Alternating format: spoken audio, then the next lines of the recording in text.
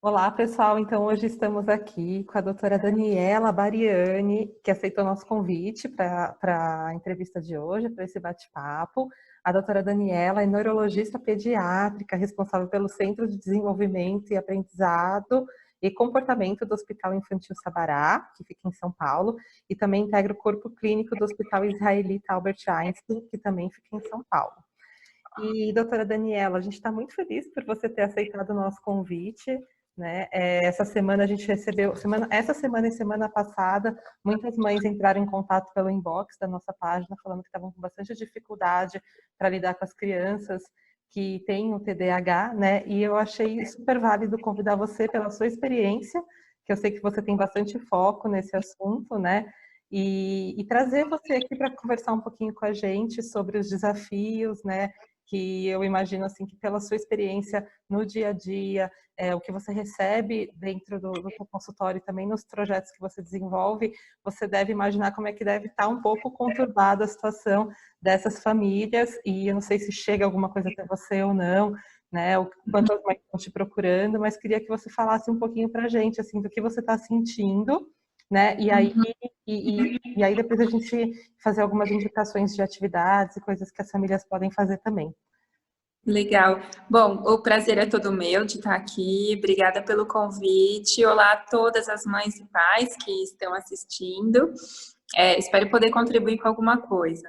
Eu acho que eu tenho recebido muitas mensagens e ligações das mães de pacientes, falando que esse momento está sendo muito difícil. Eu acredito que já é difícil para qualquer pessoa, qualquer criança, o momento do isolamento social.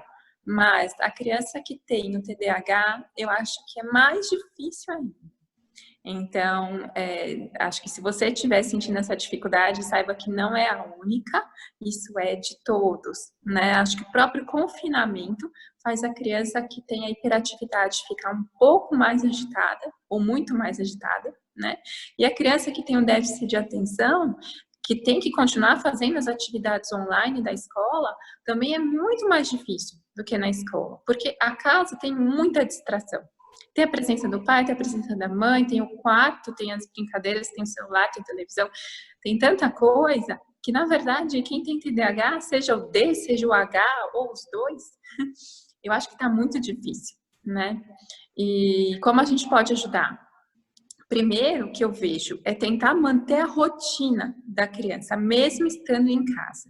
Então, com o horário para acordar, o horário para dormir, o horário das refeições. Ter o horário para fazer as atividades da escola.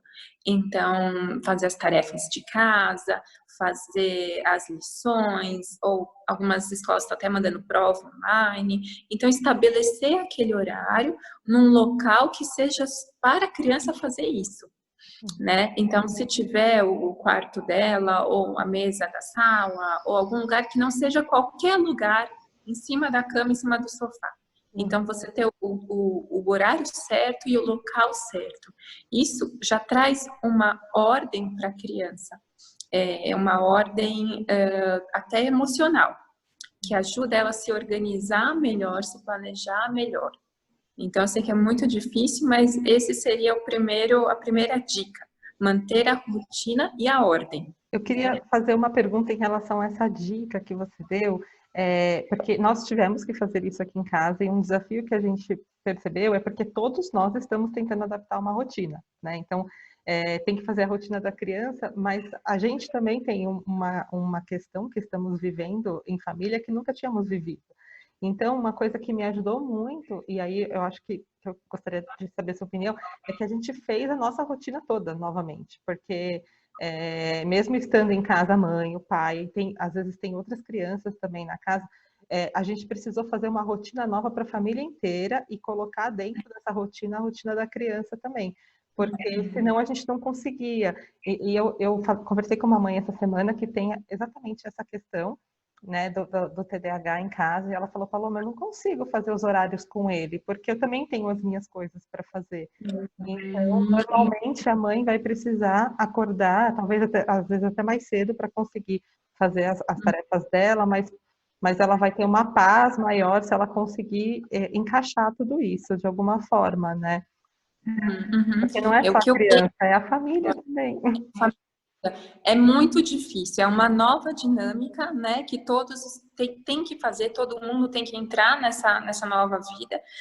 Não é fácil, e eu acho que o que eu gostaria de dizer, principalmente, é uma coisa é o ideal a ser feito, outra coisa é o que é possível ser feito, né? Então, eu passei a ideia do que é o ideal, mas eu sei que é muito difícil. Uhum. Então, nesse momento, também se cobrem menos. A gente faz o que dá, a gente faz o que a gente consegue fazer. Então, tente com as crianças conversar, fazer um mapa de horários, escrever num cartaz, chama o marido também, se ele estiver presente na casa, para participar dessa organização de todos na rotina. Peça a colaboração das crianças. Explique para elas a necessidade de ajudar na rotina da casa, explique a necessidade de você também trabalhar. Você passar essa responsabilidade para a criança é algo que é muito bom, é muito necessário, isso dá sentido para aquilo que ela está fazendo. Isso, em última instância, até aumenta a autoestima da criança, porque ela percebe que ela é necessária na casa, ela é necessária para manter a ordem daquilo. Eu acho que são algumas dicas que a gente pode dar, principalmente as crianças um pouquinho maiores, além de 7, 8 anos, que já têm um entendimento melhor. Eu acho que isso ajuda também, chamá-la a fazer parte desse momento como uma corresponsável pelo clima da casa.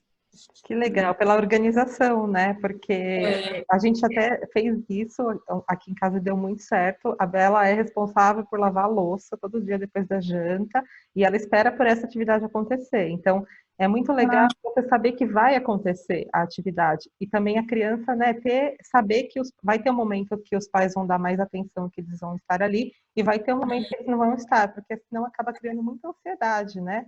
Exato. Daqui a pouco já vou, mas não vai e não acontece. Então é legal mesmo ter toda essa organização, deixar a criança como corresponsável para participar das demandas, baixa um E, pouquinho, né, a ansiedade e ajuda bastante mesmo. Muito legal essa e eu acho que a criança que se ocupa, ela preenche a cabecinha dela com mais coisas, então dá menos espaço para a ansiedade, Uhum. né? Eu acho que é um momento muito ansiogênico para todos nós. E é para as crianças também, né?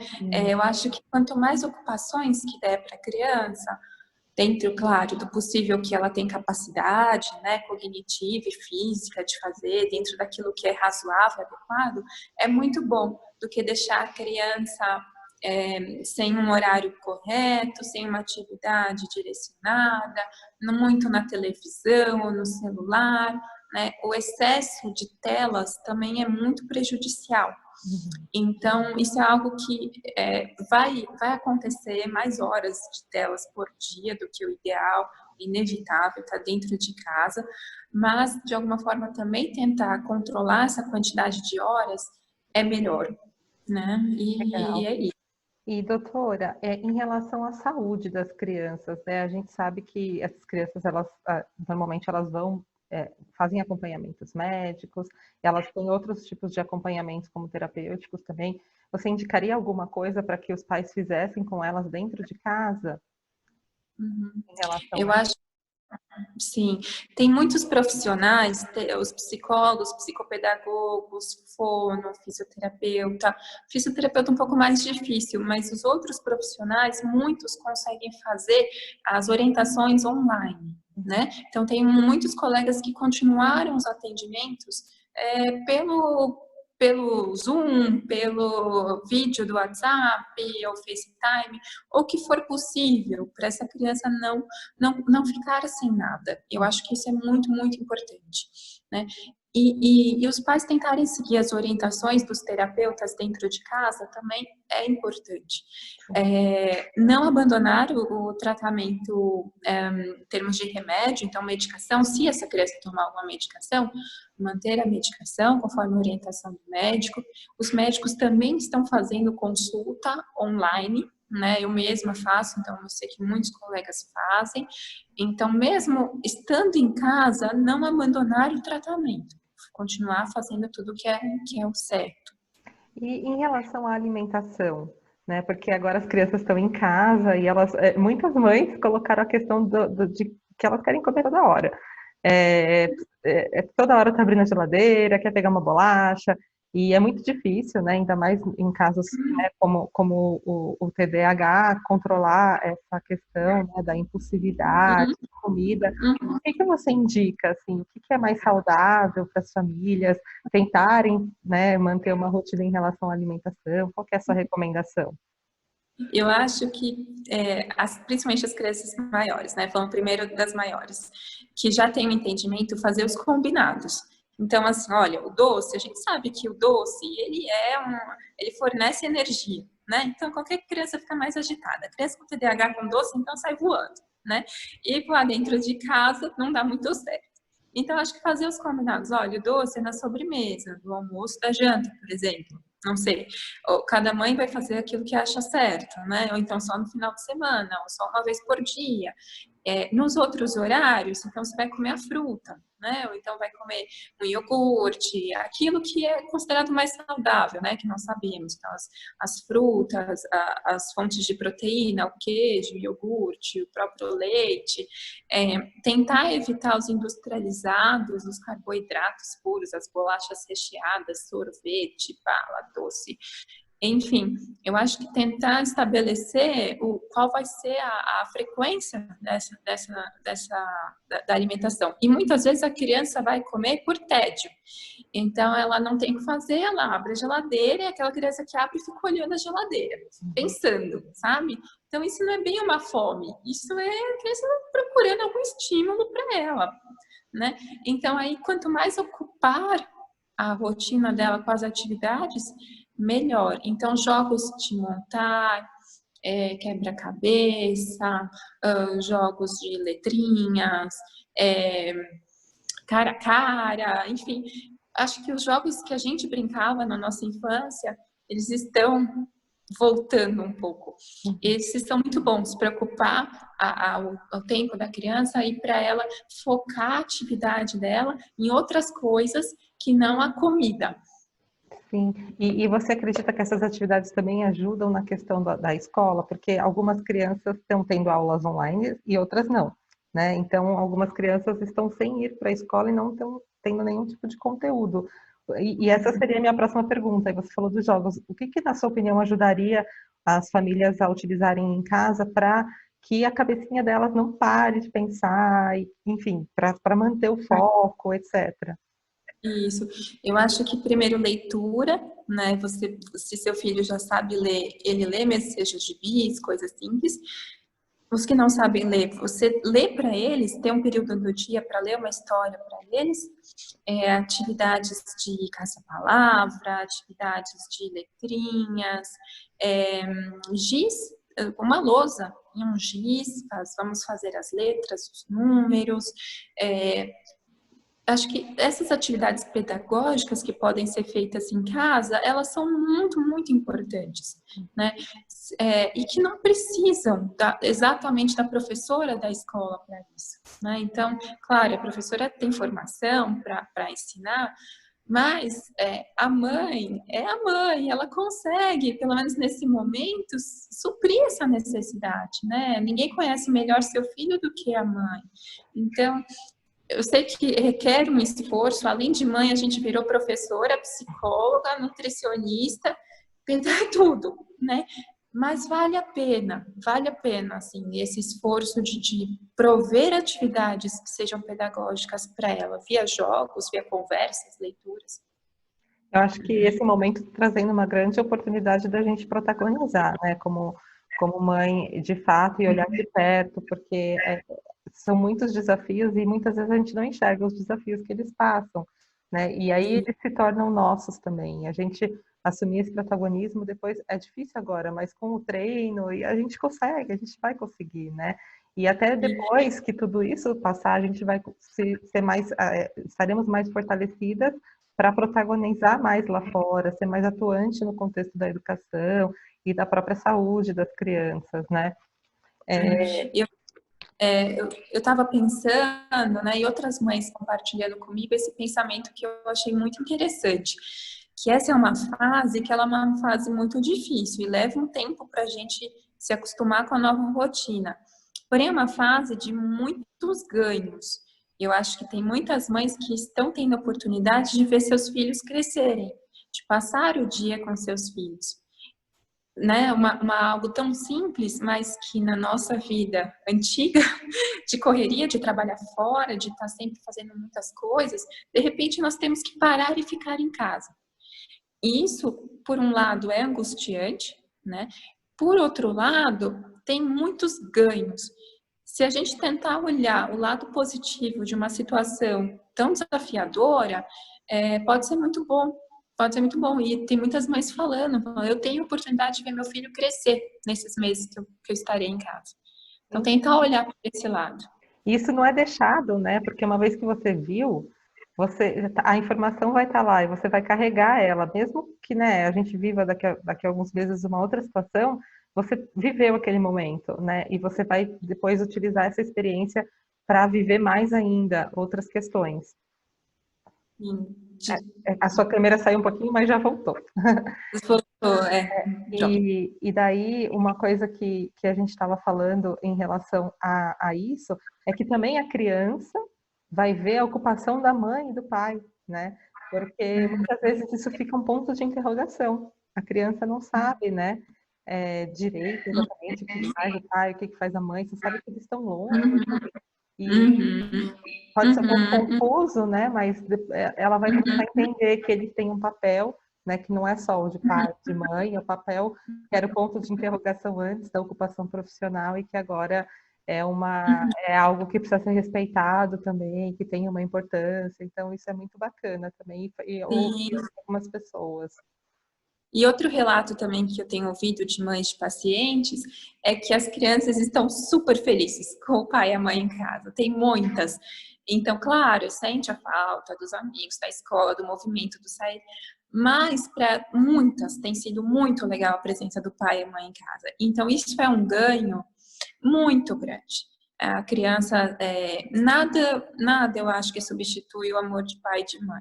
E agora a gente está tendo a oportunidade de estar junto e de demonstrar esse afeto. Mesmo nas vezes que a gente perde a paciência, que a gente grita, que a gente não aguenta mais. São momentos que a criança vê que a gente se importa, que a gente está tentando fazer de tudo para dar certo. Isso é muito importante, essa proximidade com pai e mãe. E aproximar a humanidade que há nos filhos e nos pais também, né? Porque tá todo mundo aprendendo, ninguém é mais ou menos, né? A gente está todo mundo tentando aprender nesse contexto. Tá todo mundo aprendendo. Eu acho que nós vamos nos tornar seres humanos melhores depois dessa. Eu acho. Eu também acho. Uma das coisas que eu separei aqui também para te perguntar é em relação a outros sintomas que você acredita que as crianças de TDAH podem sentir por conta desse período e o que as famílias devem fazer. Então, quando eu falo outros sintomas, a gente falou um pouquinho da ansiedade, mas eu queria, se você pudesse falar um pouco mais se isso seria ou não um sintoma e como lidar com outras questões que podem aparecer nesse período por conta, né, do quadro de TDAH.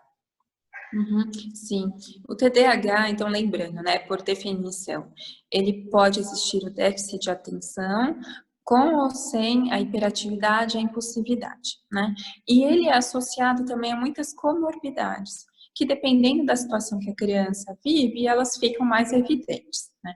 A questão do isolamento faz muitas vezes aparecer os transtornos de ansiedade, os quadros mais impulsivos, um distúrbio de sono, por exemplo, um distúrbio alimentar, né? Então, são questões que podem aparecer, que são mais comumente associadas ao TDAH, né? Bom, o que fazer em cada situação? Primeiro, entender que se isso está aparecendo, é algo que é muito comum no TDAH. Eu acho que é importante entrar em contato com o médico que acompanha essa criança, expor o que está acontecendo, né?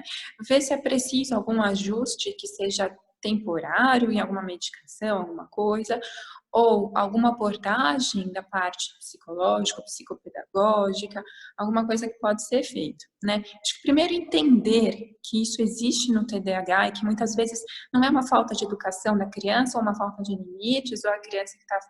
Enfim, não, isso faz parte do contexto do diagnóstico do TDAH. Então, essa é a primeira coisa. A segunda, tentar minimizar esses sintomas, né? A gente tem muita coisa a fazer.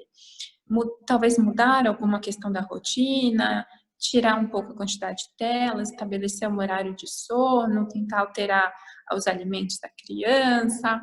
Tem tanta coisa a ser feita, depende de cada comorbidade, né?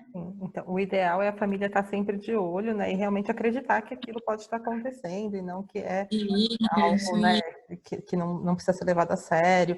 E é importante conversar com o médico que acompanha para entender melhor, caso tenha dúvida se está relacionado ao quadro ou não, né? exatamente, exatamente. De modo geral, é um momento em que tudo exacerba. Sim. Então, muitas crianças, elas ficam com um quadro de ansiedade mais exacerbado, né? Eu tenho um paciente que foi engraçado, a mãe me contou ontem. Ele estava em casa já fazia tanto tempo, e aí ele colocou a mochila nas costas, ele tem 8 anos, colocou a mochila nas costas, abriu a porta e falou: cansei, eu vou para a escola. Ele entrou no elevador e sozinho ele foi até a portaria. No momento de impulsão, assim, eu não aguento mais, eu quero ir para a escola, eu quero sair. Aí ele foi até a portaria, aí parou, aí ele voltou para casa, já estava mais calmo. Então, assim, nós temos vontade de, às vezes, também, né, abrir a porta e sair correndo. A gente quer fazer isso. Então, eles também, quem tem TDAH, mais difícil ainda. Esse controle, o controle inibitório, né? Isso é o que o TDAH tem dificuldade em inibir seus impulsos, né? E esse é um momento de confinamento, então fica mais difícil ainda. Então, assim, entenda que isso faz parte do quadro, converse com o médico, com os terapeutas, sempre é algo que pode ser feito para ajudar. Sim, é muito bom. Eu lembrei agora de uma das coisas que as crianças muitas vezes fazem, as crianças e adolescentes com TDAH, que são outras atividades para drenarem a energia, né? Então, um esporte, natação, enfim, outras atividades para drenar aquela energia acumulada que eles têm, né? E agora, como é que a gente consegue fazer esse esporte, ou enfim, como que a gente drena essa energia? Eu acho que quem mora em casa, só essa história que eu contei foi interessante, que depois a família mora num apartamento pequeno em São Paulo, eles alugaram por um mês uma casa. E aí a criança agora tem um jardim, tem espaço para pular, para correr dentro do jardim. Então deu uma boa acalmada na agitação desse menino, né? Bom, acho que quem mora numa casa acho que é um pouco mais fácil, tem mais espaço. Quem mora num apartamento, se o prédio permitir, né, tem muitos que ainda permitem descer para que seja minimamente correr nas áreas comuns. Ter um momento de liberar, extravasar essa energia, eu acho bem importante. Claro, sem contato próximo com outras pessoas, nem outras crianças, mas apenas o exercício físico, o movimentar-se já ajuda muito. Que seja ir andar, né, enfim, dentro das orientações do Ministério da Saúde, da situação da sua cidade, mas que seja simplesmente para movimentar o corpinho deles, já diminui um pouco essa poeira toda. É importante, né? A gente colocou a Belinha para correr outro dia, você corre mesmo para queimar, para sair essa energia acumulada, né? E também uma dica que uma mãe me mandou uns vídeos para fazer para dança, né? Então tem vários vídeos no YouTube com ginástica, algumas aulas de dança, e as crianças adoram fazer com a família, né? Então acho que vale a pena dar uma procurada nesses vídeos, tentar fazer junto em família. Vai ser um pouquinho engraçado, mas as crianças também vão se divertir, né? Vamos. Vai ser memorável, elas vão lembrar disso para sempre. Exatamente.